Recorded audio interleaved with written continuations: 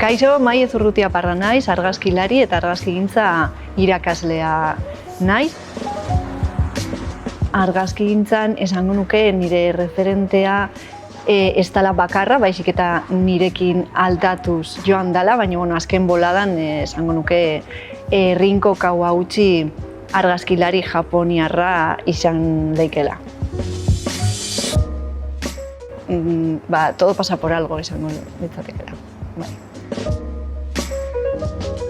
Geratuko nintzateke aurrekin egin neban ikastaroarekin, oso politxa izan zalako.